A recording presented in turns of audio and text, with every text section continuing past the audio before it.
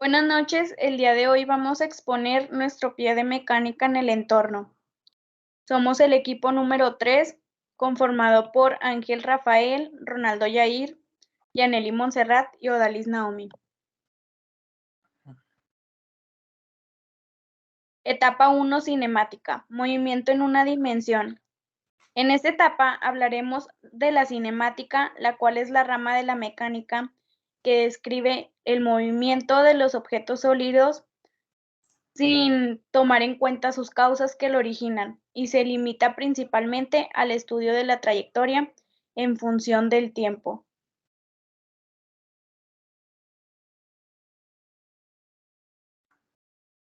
Etapa 1. Cinemática. Movimiento de una dimensión.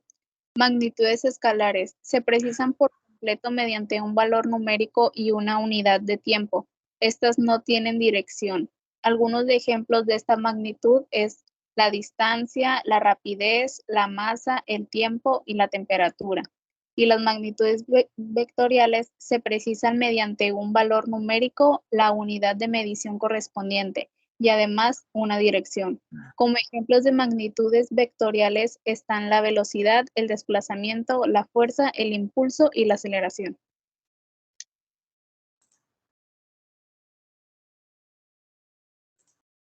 Características de las magnitudes vectoriales o vectores. Una magnitud vectorial o simplemente vector tiene dos elementos básicos.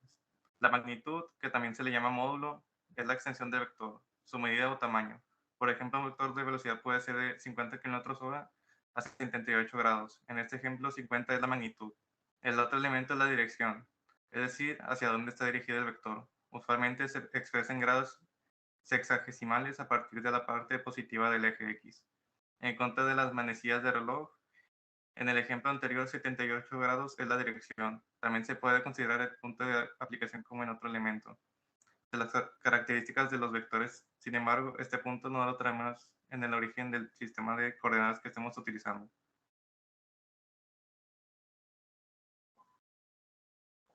Existen varios métodos para la suma de vectores. Nos ocuparemos del método de las componentes que se describen enseguida. Paso 1. Encuentra los componentes de X de todos los vectores con su respectiva fórmula. Paso 2. Suma los componentes X que calculaste en el paso anterior. Esta suma se expresa en el paso 3. Encuentra los componentes y de todos los vectores con la fórmula. Paso 4. Suma los componentes de Y que calculaste en el paso anterior. Paso 5. Las sumatorias de componentes en X y Y son las componentes rectangulares del vector suma o vector resultante. Solo falta transformar esas coordenadas rectangulares a polares, como los vimos antes, aplicando el teorema de Pitágoras. Paso 6. Todo vector tiene una dirección. Esta se calcula mediante la función de tangente.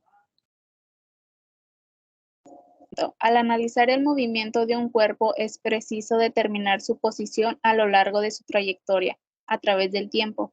Para ello, se debe establecer un sistema de referencia, a partir del cual podamos determinar un cambio de posición del cuerpo, desde una posición inicial hasta otra posición final. Existen dos magnitudes para determinar el cambio de posición de un cuerpo. Distancia. Es una magnitud escalar, es la magnitud del espacio recorrido a lo largo de una trayectoria que describe un cuerpo. Es el camino recorrido. El desplazamiento es una magnitud vectorial.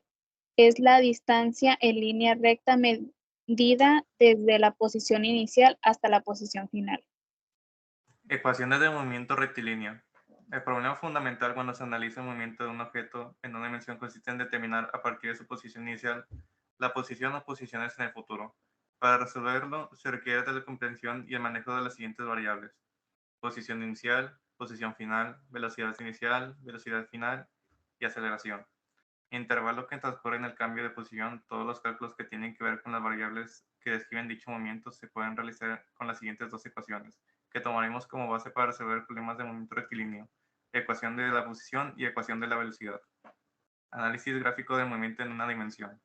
El estudio del movimiento en una dimensión se puede realizar desde el punto de vista del análisis gráfico.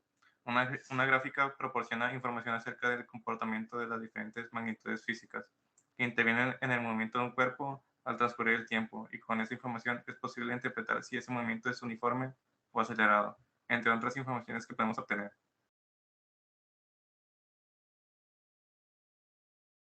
Análisis del movimiento en una dimensión desde el punto de vista de las leyes de Newton. El estudio del movimiento de los cuerpos se profundiza aún más cuando lo relacionamos con las causas que lo generan, es decir, cuando explicamos el movimiento con base en las leyes de la dinámica, es decir, las leyes de Newton. Todo cuerpo permanecerá en estado de reposo o movimiento rectilíneo uniforme, a menos que una fuerza externa actúe sobre él. Si un cuerpo se encuentra bajo la acción de una fuerza neta no balanceada, la aceleración es directamente proporcional a la fuerza e inversamente proporcional a la masa del cuerpo. Por último, a toda fuerza de acción corresponde otra fuerza igual y contraria llamada reacción. Etapa 2. Cinemática. Movimiento en una y dos dimensiones. En el tema el movimiento en física, hemos estudiado que entendemos en física por movimiento. Hemos definido las magnitudes cinemáticas que nos permiten analizar y predecir el comportamiento de un cuerpo en movimiento, ya sea un avión, un balón o un satélite. Por último, hemos estudiado algunos movimientos simples en una dimensión, como son el movimiento rectilíneo uniforme, MRU, y el movimiento rectilíneo uniformemente acelerado, MRUA, o movimiento rectilíneo uniformemente variado, MRUV. Sus ecuaciones y sus gráficas señalando cómo realizar el cálculo de la posición, velocidad y aceleración bajo estas circunstancias. Caída libre. Se le llama caída libre al movimiento que describe un cuerpo cuando se mueve libremente bajo la influencia de la gravedad. Dicho movimiento tiene las siguientes características. Es un movimiento con una trayectoria vertical, rectilínea, dirigida hacia abajo. Es un movimiento con aceleración constante. Tiene signo negativo ya que es un vector dirigido hacia el centro de la Tierra. Es un movimiento que parte del reposo. Es un caso ideal ya que se maneja bajo el supuesto de que la influencia del aire no afecta el desarrollo del movimiento. Tiro vertical. Se le llama tiro vertical al movimiento que describe un cuerpo cuando se lanza verticalmente hacia arriba o hacia abajo, para después moverse bajo la acción de la gravedad. Este movimiento, al cual que el de caída libre, es gobernado por la acción de la fuerza gravitacional y de la aceleración que ésta produce. Y al igual que la caída libre, lo podemos describir con las mismas ecuaciones de la cinemática que hemos utilizado. Consideraremos los siguientes aspectos en este tipo de movimiento. Se considera que la dirección positiva del movimiento es hacia arriba, por lo tanto, g es igual a menos 9.8 metros sobre segundo. Las velocidades hacia arriba se consideran positivas y hacia abajo negativas. Los desplazamientos por arriba del plano de lanzamiento se considerarán positivos y por los que estén por debajo del plano se considerarán negativos. Esta selección es arbitraria, pero una vez que se hizo en un problema en particular, se debe de mantener a lo largo del mismo. De la simetría de movimiento se deduce que el tiempo en subir es el mismo que tarda en ingresar al plano de lanzamiento.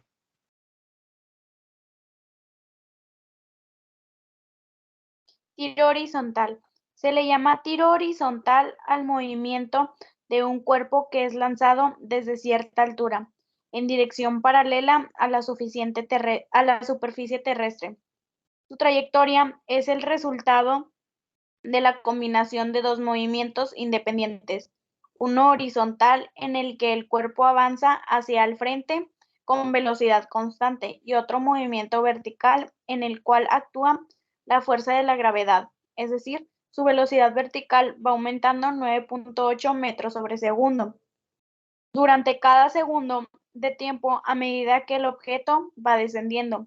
En el componente horizontal, el cuerpo se mueve con velocidad constante, pues no existe fuerza alguna sobre él una vez que ha sido lanzado. Por su parte, en el componente vertical siempre actúa la fuerza de gravedad que lo hace descender. Tiro parabólico. El estudio del tiro parabólico se simplifica recordando que este tipo de movimiento tiene lugar en 2 dimensiones, es decir, tiene un movimiento horizontal, pues el proyectil se desplaza lateralmente hasta regresar a tierra y simultáneamente se desplaza en el eje vertical, primero elevándose hasta alcanzar la altura máxima y enseguida baja hasta el mismo nivel donde se lanzó u otro nivel diferente. Dado que componentes horizontales y vertical de esta con las siguientes ecuaciones, ya que hemos manejado en el tema de proyectores. BIX es igual a BI en coseno de teta. Es la componente horizontal y la velocidad inicial BIY igual a BI seno de teta. Es la componente vertical de la velocidad inicial. Este tipo de movimiento, al igual que el tiro horizontal, tiene velocidad horizontal constante, ya que en esa dirección no hay ningún agente externo que haga que la velocidad cambie. Etapa 3. Cinemática, movimiento circular. En cinemática, el movimiento circular, también llamado movimiento rectilíneo circunferencial, es el que se basa en un eje de giro y giro constante, por lo cual la trayectoria es una circunferencia. Si además la velocidad de giro es constante, giro ondulatorio, se produce el movimiento circular uniforme, que es un caso particular de movimiento circular con radio, centro fijo y velocidad angular constante. Desplazamiento lineal y angular. Un radián es igual a 57.3 grados. Teta, desplazamiento angular expresado en radianes. Longitud del arco de circunferencia recorrido. R es igual a radio de circunferencia. Esta expresión relaciona el desplazamiento angular con el desplazamiento lineal y se puede expresar de la siguiente forma. S es igual a teta.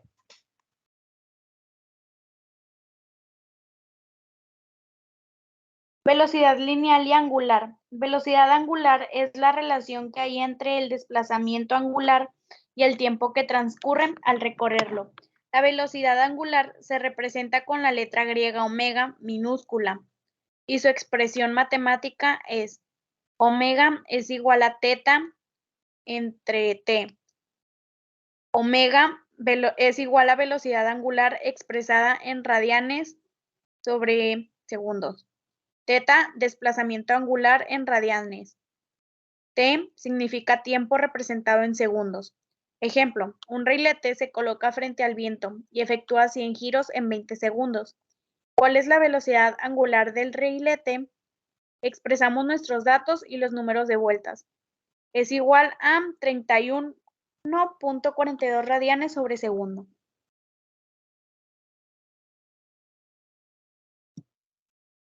Relación entre velocidad lineal y angular. Así como tenemos una relación entre el desplazamiento angular y el desplazamiento lineal, también podemos encontrar la relación que existe entre la velocidad angular y la velocidad lineal, también conocida como velocidad tangencial. Recordemos la definición de la velocidad lineal y describimos la relación entre el desplazamiento lineal y angular. Por otro lado, despejando teta de la fórmula de la velocidad angular, tenemos teta igual a WT, sustituyendo SWTR, transponiendo T al miembro izquierdo de la igualdad. Tenemos S entre T es igual a W por R, por lo que podemos calcular la velocidad lineal o tangencial a partir de la velocidad angular con la siguiente ecuación. Velocidad igual a W.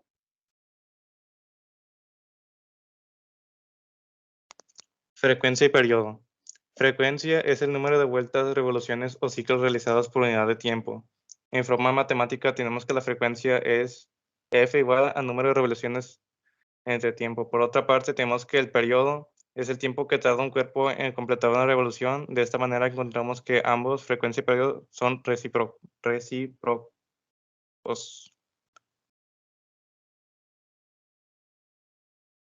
Aceleración y fuerza centrípeta. En una trayectoria circular, la aceleración apunta directamente hacia el centro del círculo. A esta se le llama aceleración centrípeta, la cual se dirige radialmente hacia el centro de rotación y es la que provoca el movimiento en una trayectoria circular y no en forma recta. La aceleración centrípeta está dada por las siguientes expresiones: en función de la velocidad tangencial y el radio de la circunferencia, en función de la velocidad angular y el radio de la circunferencia. En el caso del movimiento circular, esa fuerza se denomina fuerza centrípeta y se puede escribir en dos formas: en función de la velocidad tangencial y el radio de la circunferencia, o en función de la velocidad angular y el radio de la circunferencia.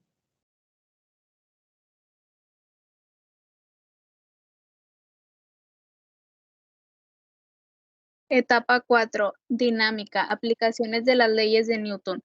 Las leyes de Newton se vieron reflejadas en casi todas las etapas. La ley que se vio más fue la segunda ley de Newton, la cual es expresada como el producto de la masa de un cuerpo por su aceleración es directamente proporcional a la magnitud de la fuerza que actúa sobre dicho cuerpo. Fr es igual a ma. Una de las ecuaciones que vamos a ver es esta, la cual significa fuerza resultante es igual a masa por aceleración. En esta ecuación estamos utilizando la segunda ley de Newton.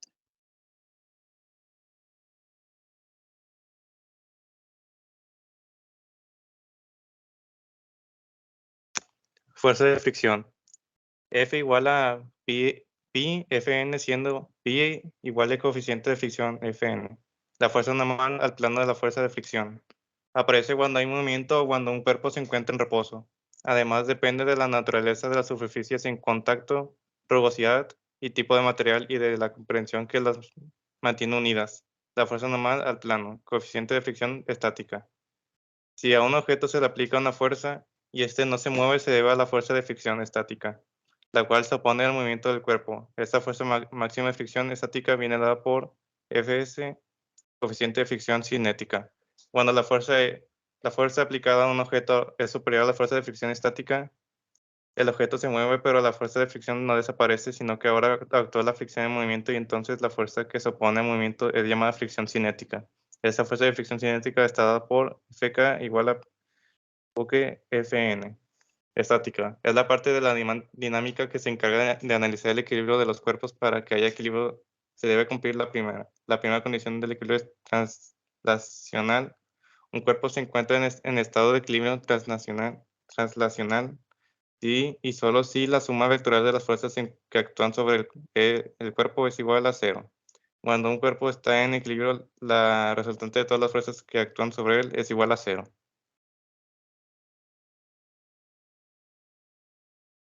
Como equipo, pensamos que la clase fue muy dinámica y sencilla, debido al gran entusiasmo del profesor. Personalmente, he podido aprender mucho más de lo que hubiera podido aprender nosotros. La clase siempre fue muy clara, ya que el profesor, sin lugar a dudas, tenía una forma de hacer practicar a los alumnos que te motivaba a participar, aunque te equivocaras o estuvieras en un error. Siento que este maestro aportó muchísimo a esta misma clase, ya que si él no pudiera ser tan eficiente como lo fue este semestre, la clase, al menos para mí, se me hizo sencilla. No me generó mucho problema, debido a que el maestro nos apoyó mucho en ese semestre. Simplemente nos gustó mucho su clase. Fue un placer haber compartido el semestre con usted. Muchas gracias. Espero les haya gustado nuestra presentación.